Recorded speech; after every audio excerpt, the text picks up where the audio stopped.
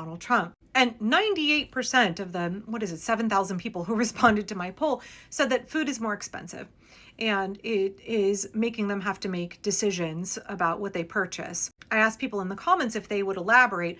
How has your purchasing of food changed? Like, are you eating different foods? Are you eating less of certain things? Have you had to cut out food entirely? I got a lot of people saying they don't eat out anymore. They don't go to restaurants anymore, and that they are choosing to purchase less meat, less kind of luxury treat foods, a lot more like rice and beans and lentils, a lot more having to prioritize their budget over the kinds of foods that they want to eat. And I had a number of people in the comments who said that they are actually experiencing food insecurity for the first time. And so much of my work in the before times was about food justice, access to culturally appropriate, nourishing foods. I think that we should have a right not just to eat, but to experience food as a source of pleasure as well as nutrition, and also a source of connection to our culture and something that helps foster community and connection. Not just connection to other people, to the producers of our food, but also to our environment. Now, our family was pretty food insecure for a really long time. We qualified for food stamps for probably about 15 years, but our family never took them. That's a whole other long story. But we did participate in basically like a gleaners organization, a food bank, and I ran the garden for that program for many years.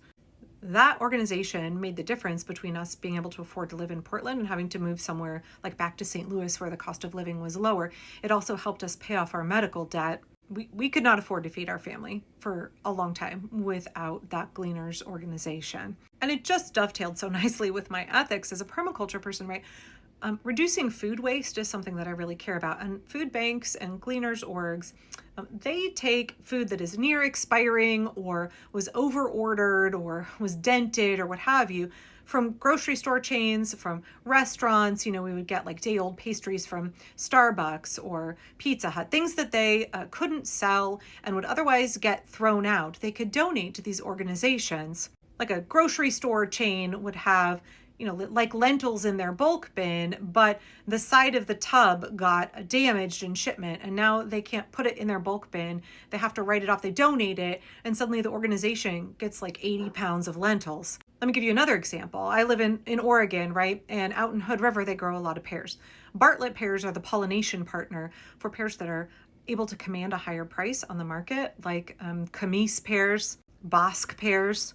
But Bartlett pears don't command a high enough price a lot of years to make it worth hiring people to pick them and ship them to market. So they have gleaners organizations with volunteers come out and pick hundreds and hundreds and hundreds of pounds of pears that other